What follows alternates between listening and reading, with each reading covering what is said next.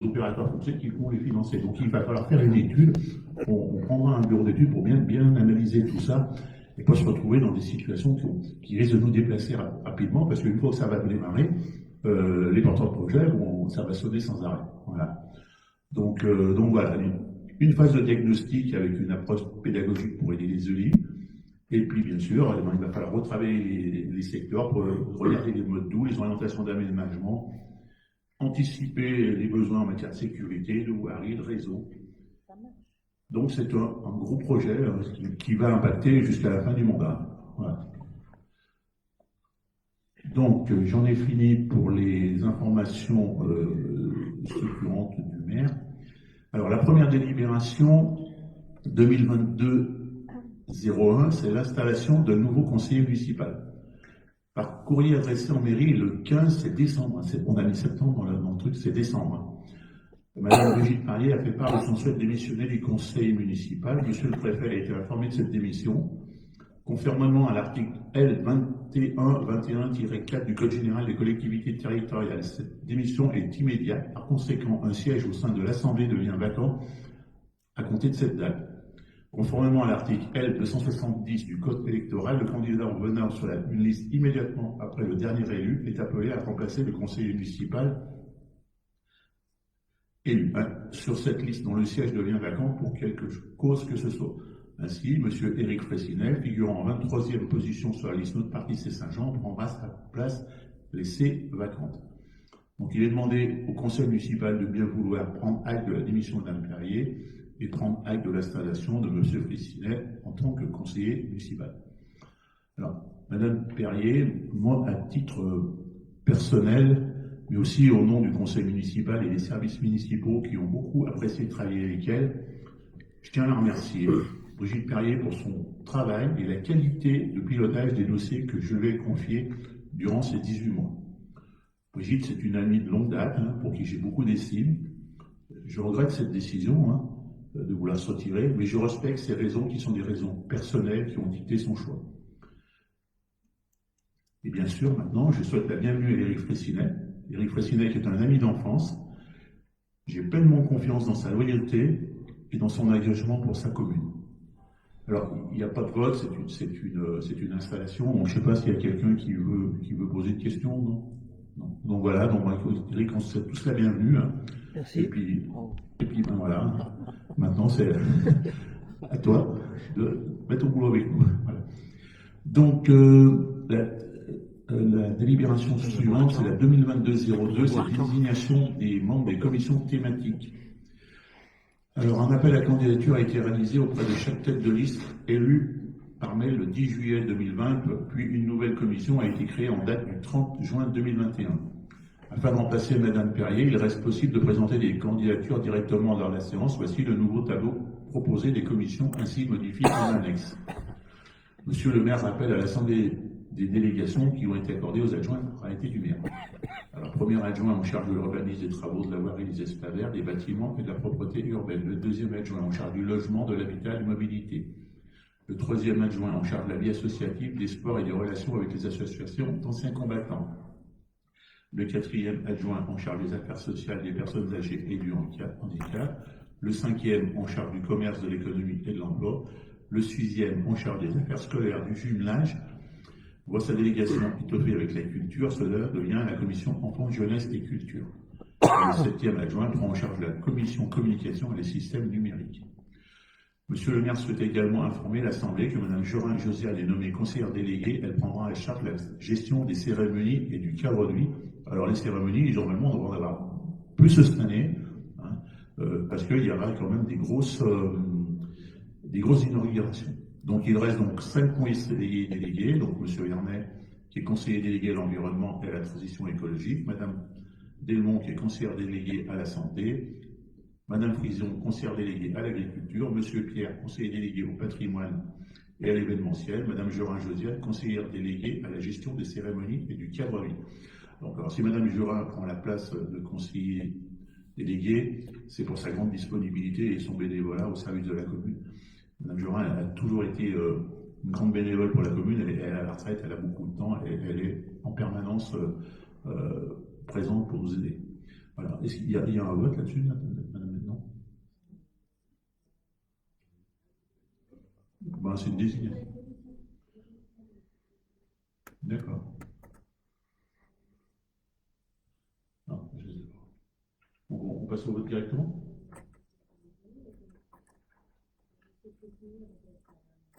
Il faut toutes les lire. Vous les avez reçus en annexe? Parce qu'il y en a pour un moment. Donc,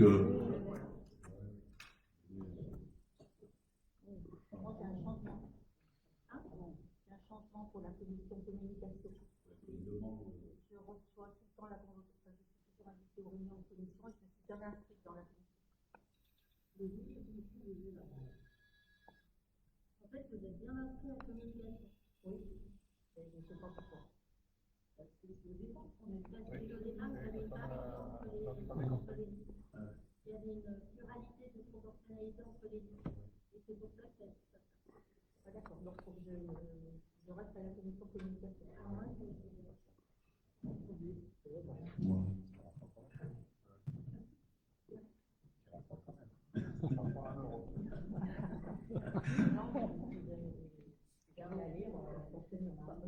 Oui, on peut changer. Vous verrez avec Mme Besson, puis on la changera dans le prochain conseil.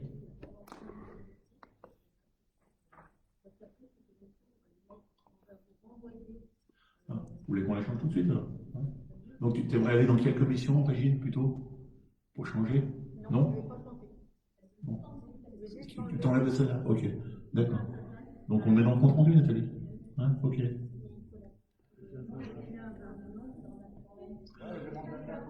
Stéphane prend sa place? Ok, d'accord. Ok. Ah oui, c'est pour la proportionnalité? D'accord. Donc, est-ce qu'il y a des questions sur cette délibération, désignation des membres des commissions thématiques? Non. Alors, on va passer au vote. Est-ce qu'il y a des contre, des abstentions? Donc, la délibération est adoptée. Alors, la délibération 2022-03, c'est une demande de subvention au département de l'Isère pour les travaux d'aménagement de l'avenue de la Libération. Donc ça, c'est la première demande pour le département pour un taux de 30%. Donc ça comprend, ça c'est le parking. C'est le parking, c'est ça. Donc la rénovation de l'avenue de la Libération est un projet majeur qui caractérise un profond investissement communal. Cet axe est l'entrée sud principale de la ville où est situé le collège Fernand Bouvier. Cet établissement engendre un trafic piétonnier et routier conséquent. Les aménagements projetés au niveau du parking permettraient d'une part de désengorger le parking existant du collège dédié aux priorités aux bus scolaires et d'autre part de renforcer un dépose-minute pour les parents, les taxis aux entrées et sorties des collégiens. Donc, ce coût-là pour le parking, il est de 114 404,10 € prévisionnel. Donc le plan de financement que vous avez dessous prévoit une subvention à hauteur de 30% du département pour un montant de 35 347 €.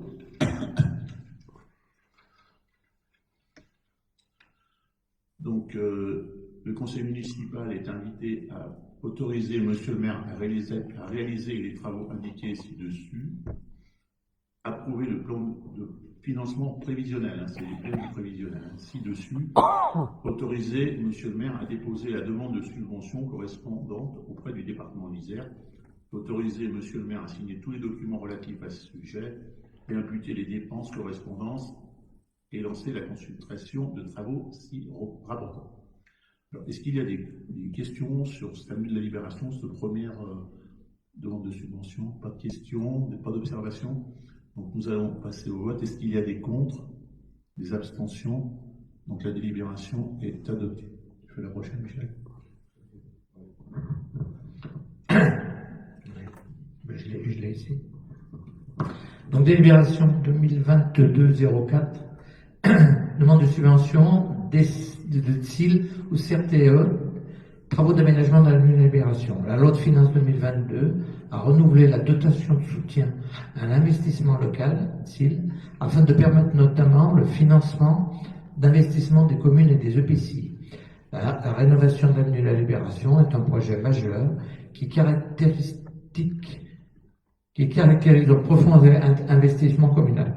Cette taxe est l'entrée sud principale de la ville. Elle se doit de transmettre les volontés principales en termes d'aménagement urbain. Cette avenue se doit de faciliter les moyens de transport doux, la végétalisation par une trame verte et bleue permettant la réduction de l'îlot de chaleur urbain causé par l'artificialisation des sols, mais aussi la réduction de l'insécurité en requalifiant les abords de la chaussée pour les plus fragiles et les personnes à mobilité réduite. Visibilité des passages piétons, limitation de vitesse, banlieues, etc. La sécurité de la voirie est primordiale, d'autant plus que si la ville se lance dans la labellisation ville prudente, cela doit être respecté et même accentué au profit des citoyens. Par ailleurs, l'avenue de la Libération gardera sa fonction de transport et d'accessibilité tout en y intégrant un penchant favorable à l'insertion des modes doux. Cela dans le but de permettre une harmonisation territoriale au sein de la commune, de faciliter la desserte des accès piétons, des cyclistes se rendant sur le site du collège Fernand-Louvier et des équipements sportifs de façon autonome et sans émission de CO2. Le fait de favoriser les modes doux entraînera par ailleurs une réduction des nuisances sonores et visuelles pour les riverains. De plus, sa proximité immédiate avec les jardins partagés que la ville met à disposition de la population incitera à la création de lien social. La présence de la biodiversité est également indissociable pour un projet de ce type. Une petite faune et flore se développerait alors aux abords de l'avenue, rendant son cheminement piéton plus attractif et la qualité de vie globale bonifiée. Le plan de financement prévisionnel serait le suivant. Donc là, vous avez le détail de la ventilation des aides à travers la TSIL à hauteur de 25% et du CRTE à hauteur de 16,21%.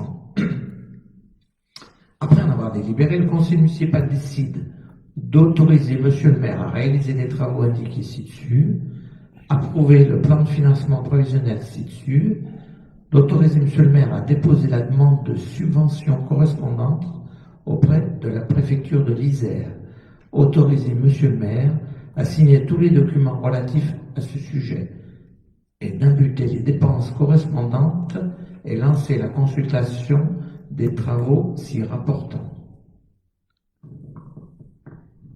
Merci Michel. Donc les deux dispositifs d'aide, le CRTE, on s'inscrit dans le CRTE, Nathalie, parce qu'il y a tout un volet paysager voilà, pour la transition écologique. Et le DSIL, c'est plutôt pour les modes doux global. D'accord, ok. D'accord. Ok. Donc, est-ce qu'il y a des questions sur cette avenue de l'Aberration, cette demande de subvention? Non. Donc, nous allons passer au vote. Est-ce qu'il y a des contre? Des abstentions? Donc, la délibération est adoptée. Je vous remercie. Autorisation du urbanisme rapportant au projet d'une ferme photovoltaïque. Madame Prison.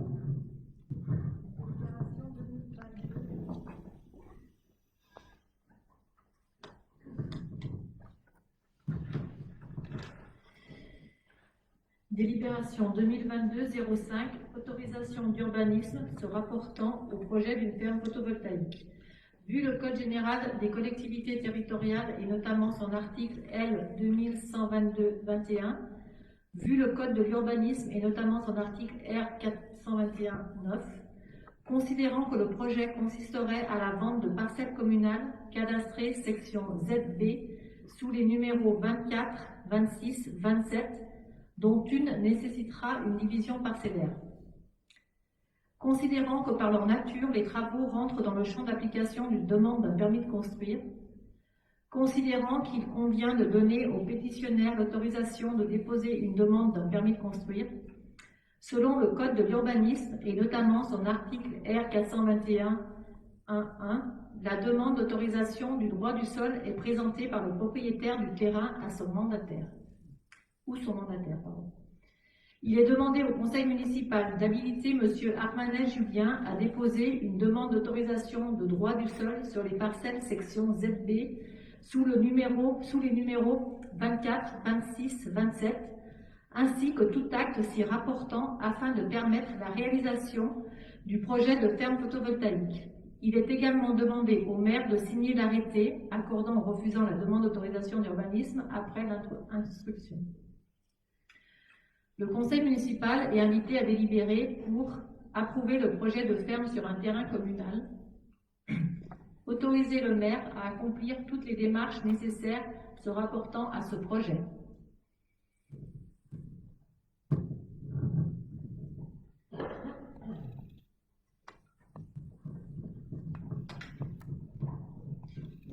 Merci Annie.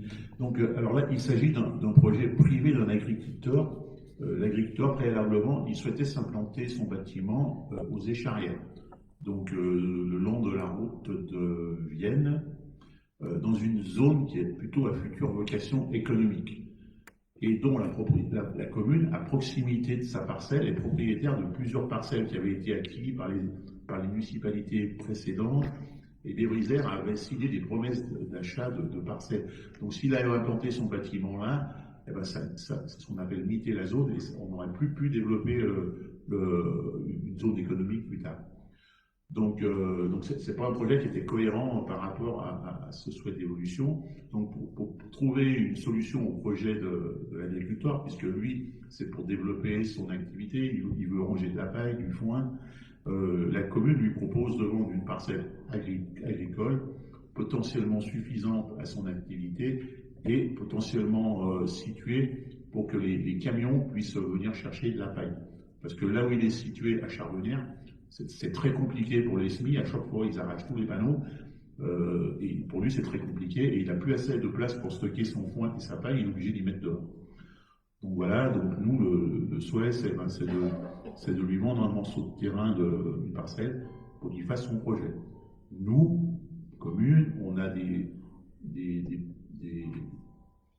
personnes qui veulent nous vendre des parcelles agricoles, donc on rachèterait d'autres parcelles agricoles à Saint-Jean pour reconstituer un peu ce potentiel foncier de la commune. Donc, si avec le terrain d'Intermarché, il y aurait 2 hectares perdus, là il y a une parcelle de perdue, et on a la potentialité d'acheter des terrains pour refaire notre potentiel.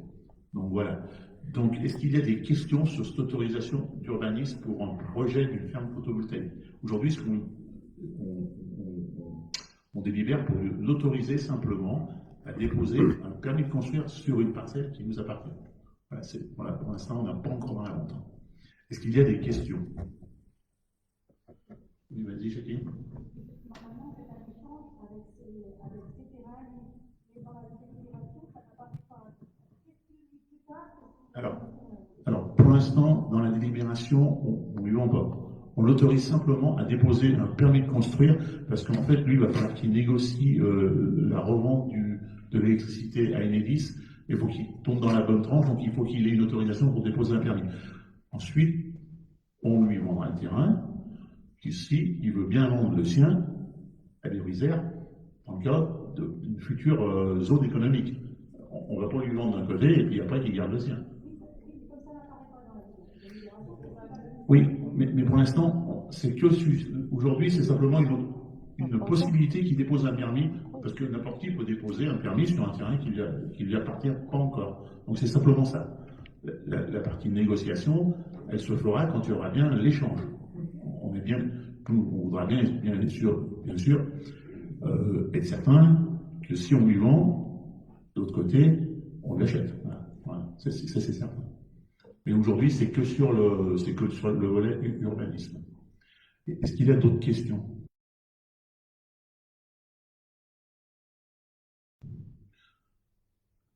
Voilà, c'est d'une certaine